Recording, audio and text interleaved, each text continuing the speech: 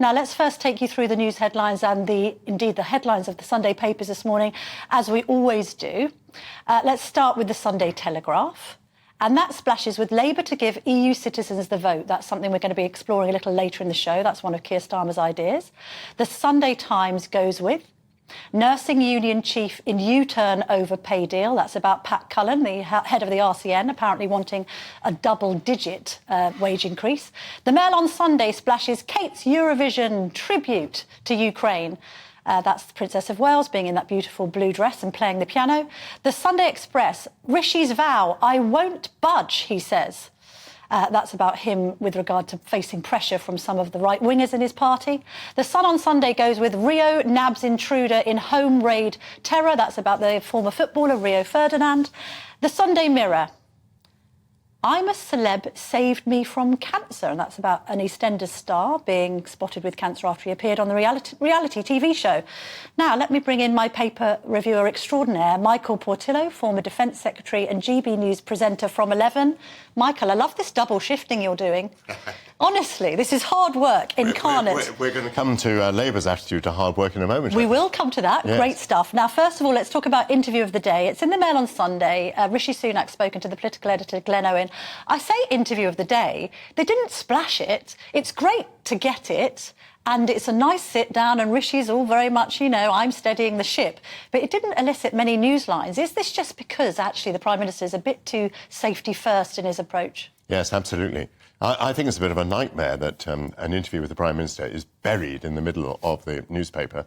And some of what I read I found rather painful. There's all this stuff about how at the coronation concert his wife encouraged Rishi to dance and they got dancing. And I mean, this is Theresa May territory, isn't it? This is a man who's been told by his advisers that he's perceived as not having an outgoing personality, and what can you do to fill in the gaps?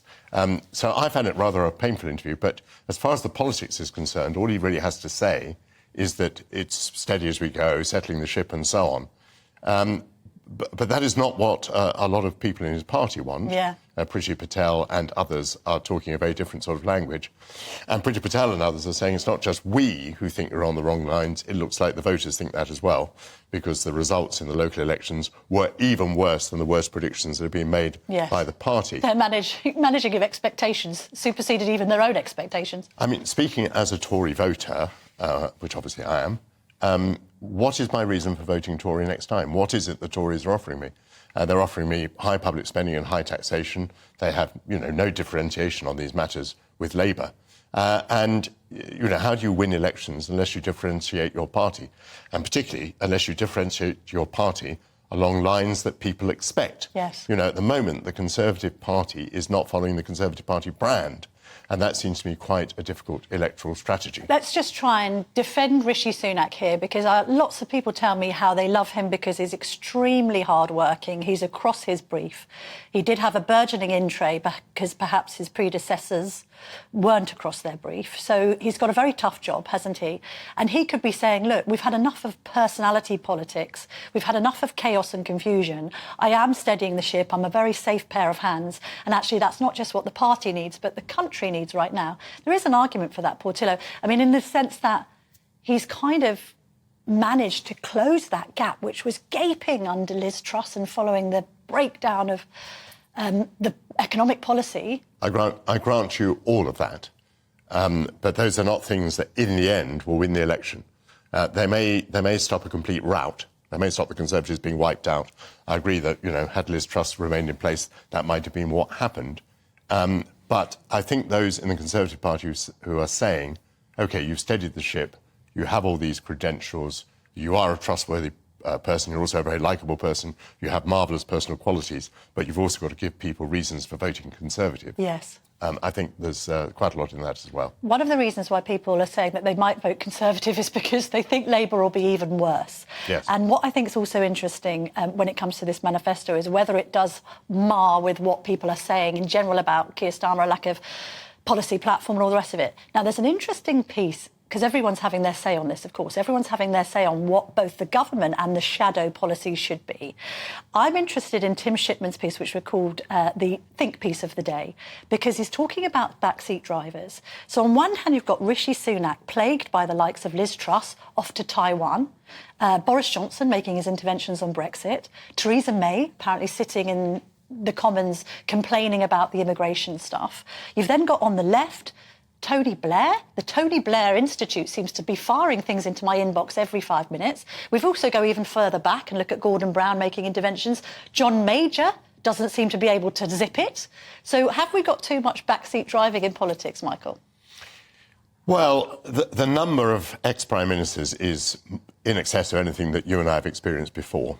However, the phenomenon is not in any way new. Ted Heath criticised Margaret Thatcher. Margaret Thatcher criticised John Major. John Major took Boris Johnson to the Supreme Court. Can you imagine a former Conservative Prime Minister taking a present Conservative Prime Minister to the Supreme Court?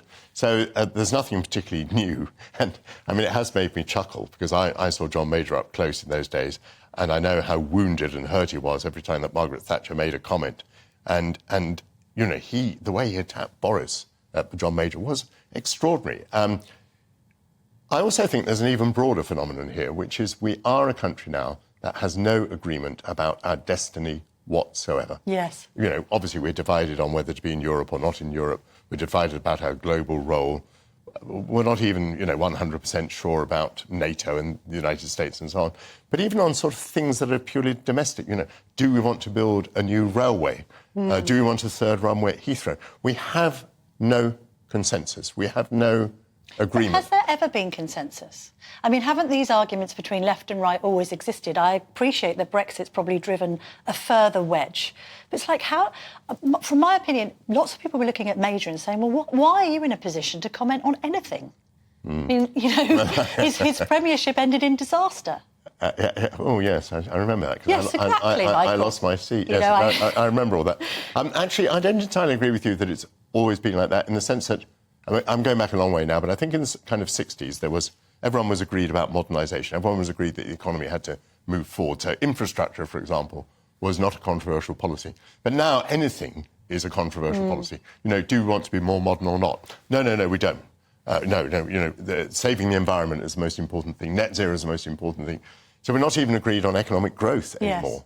And by the way, in my programme, I'm going to be talking about a new book, which also suggests that a lot of foreign actors may be involved in all of this, through trolling, through disinformation and so on. That's interesting. Helping to break down any kind of national consensus on anything, helping to remove the glue that holds our society together. Although the Tory party don't help themselves. I mean, if you look at the front of The Observer, it's talking about Tory anarchy again. I mean, is it helpful, just on that subject, before we move on to Labour briefly, for Priti Patel to be absolutely laying into Rishi Sunak at a time like this, when they're at least 20 points behind still? Well, I suppose my answer to that is, you see, I have some sympathy with what she's saying. One's view of this is always conditioned by whether you agree with the person or not. But she's saying he's managing decline, and that's not really a ringing endorsement from somebody who was Home Secretary. No, indeed. But of course, what she believes, and what many in the Tory party believe, is that you have to offer some prospect of growth. I mean, the idea of growth, the idea of private enterprise, of business, has sort of gone out of the Conservative lexicon. Yes. I mean, the only reason we see business and the Conservative Party linked in newspaper stories at the moment is because so much of business is attacking the Conservative government for being anti-business. I mean, what an extraordinary situation. But is that a hangover from Boris Johnson famously saying F business? No, again, it's more than that. It's that, Rishi and Jeremy Hunt have this fixation that, dealing with the deficit is kind of the only thing. And if that means getting rid of the duty-free concession that was so helpful to much of business, if that means putting up corporation tax to an absurd level, they're going to do it. And naturally, business is not on their side. Let's move on to leak of the day. There's been more information forthcoming about Labour's potential manifesto. We already heard that they want to advocate working from home. They want to scrap the Trade Unions Act, which will mean that there may be more strikes. They're talking about giving workers more powers, including the fact that they can turn around to their bosses and say, please don't email or call me after 5:30. And then we also hear from the Telegraph that there's this suggestion that they might want to give EU citizens the vote along with 16 and 17-year-olds. Your response, Michael? Well, I can see that they think that it would be electorally advantageous to give the vote to people who have settled status in the United Kingdom and who are paying tax, by the way. That's one of their preconditions. And, of course, to people between the age of 16 and 18, because these people are more likely to vote Labour. Actually, I'm quite sympathetic on the EU point. I think people have settled status here. There's quite a good argument that they should vote. I'm much less convinced that people between 16 and 18 should have the vote. But obviously, Labour thinks it is of advantage. I wonder, by the way, whether they've done their analysis. Lots of East Europeans are highly conservative because they've seen socialism close up in their own countries. These ideas, I think it's quite good to know how they'll play out. I think some of them are giving a bit of ammunition to the Conservatives. You know, when you just hear this policy, what EU citizens getting the vote, it sounds as though this is unpicking Brexit. And I think, you know, a lot of voters will be suspicious about that. And some voters will think that the idea that your boss should not be able to send you an email out of hours is extraordinary. I mean, a lot of people are quite unhappy by how disrupted work is already. Yes. I mean, you do take work home with you because of the advent of the mobile phone. However, when we're talking about growing the economy, some of these policies seem a bit akin to sort of France. And look what's happened there. Oh, totally akin to France. It is modelled on a French policy. And, you know, historically, certainly Conservatives, sometimes even Labour, have said, oh, the last thing we want to do is what France does, because France has had, you know, a very short working week and all sorts of restrictions on work, and we've alleged that this has been a very bad thing for the French. However, of course, British productivity is one of the lowest in the European Union, I think. Here are measures, I suspect, that will lower it still further. Yes. Michael Portillo, thank you very much.